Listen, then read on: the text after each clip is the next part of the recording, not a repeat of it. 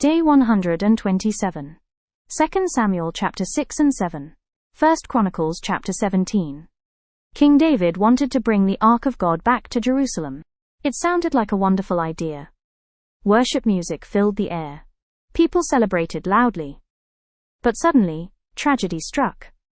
A man named Uzzah touched the ark when the oxen stumbled, and he died instantly.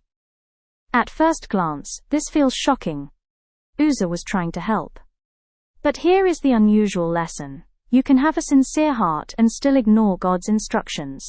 The ark was never supposed to be carried on a cart. God had already instructed that it should be carried by Levites using poles. David had passion. The people had excitement, but they ignored the process.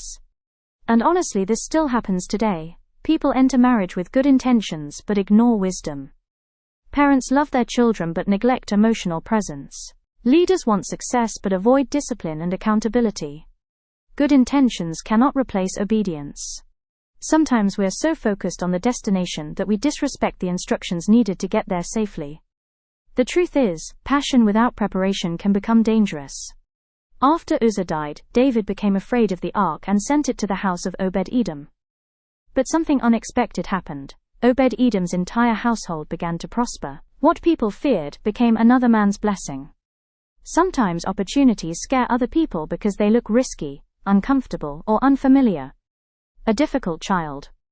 A struggling business, a demanding ministry, a new city, a hard responsibility. Many people avoid them. But occasionally, hidden inside uncomfortable assignments are extraordinary blessings. Obed-Edom welcomed what others rejected, and his house changed forever. Some people are praying for opportunities, while rejecting the very responsibilities connected to those opportunities. Not every uncomfortable season is punishment. Some are invitations. Do you also know that celebration is spiritual warfare? Listen. When David finally brought the ark into Jerusalem properly, he danced passionately before God. Now think about this carefully. David was a king. Kings were expected to look dignified and controlled, but David celebrated publicly with joy. And this is unusual because many adults today secretly struggle with joy. People know how to worry loudly but celebrate quietly. Some people feel embarrassed to express gratitude. Embarrassed to worship. Embarrassed to smile after surviving hardship. But celebration matters spiritually. Celebration reminds fear that it did not win. David danced because he remembered where God had brought him from. And maybe that is something modern life steals from us. Gratitude. We move quickly from prayer requests to complaints again, but healthy people learn how to celebrate small victories. Surviving a difficult year, paying bills, healing emotionally, restoring relationships, waking up with peace. Joy is not childish. Sometimes joy is evidence of survival. As David danced, Michal, Saul's daughter, watched him with disgust. She criticized him for what she considered embarrassing behavior. The wrong people may misunderstand your passion. People who do not understand your heart may mock your passion. Michal saw foolishness. God saw worship. And this still happens constantly today. Some people will criticize your commitment, your discipline, your parenting style, your spiritual growth, your dreams, your healing journey. Not because you are wrong, but because your freedom exposes their emptiness. David refused to let shame silence his worship. There are moments in life where maturity means accepting that not everybody will understand your convictions, and that is okay. Some opinions should not become your prison. Then we read where David wanted to build a temple for God. It was a beautiful desire.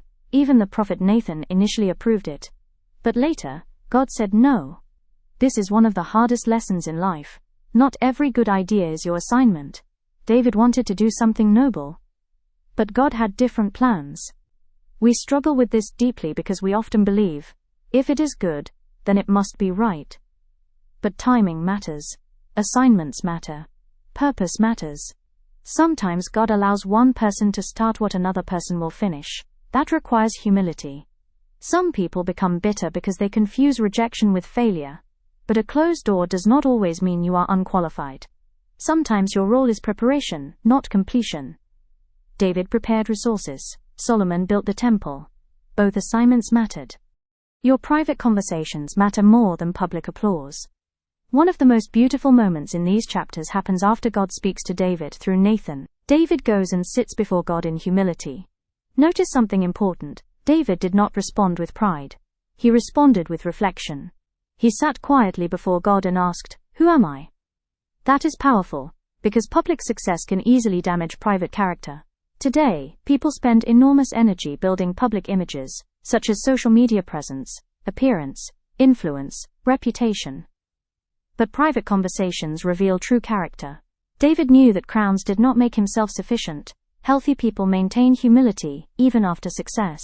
Some of the wisest moments in life happen when nobody is watching. Praying alone, reflecting honestly, admitting weakness, expressing gratitude, or asking for wisdom never become so impressive publicly that you stop being honest privately. The last whisper lets us appreciate that God builds people before he builds platforms. This is evident when David wanted to build God a house. Instead, God told David, "I will build you a house." God was talking about establishing David's legacy and kingdom. This is profound. David was focused on construction. God was focused on covenant. And this is a lesson modern culture desperately needs. People are obsessed with platforms, careers, followers, money, visibility, influence. But God often focuses first on the person behind the platform. Character before expansion. Integrity before influence. Depth before visibility.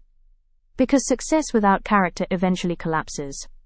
Many people pray, "God, enlarge my territory." But God may first ask, "Can your character sustain enlargement?" The invisible work inside a person is often more important than the visible success around them. These chapters we read are not just ancient history. They are mirrors. They remind us that obedience matters, joy matters, humility matters, timing matters, character matters, and private devotion still matters. David was not perfect, but he remained teachable, and perhaps that is the greatest lesson of all. Life does not belong to people who never make mistakes. It often belongs to people willing to learn deeply from them. So as you move through your own journey, celebrate sincerely, obey carefully, stay humble, accept God's timing, and protect your private relationship with God. Because sometimes the most important things God builds are not buildings, businesses, or platforms. Sometimes, he is building you.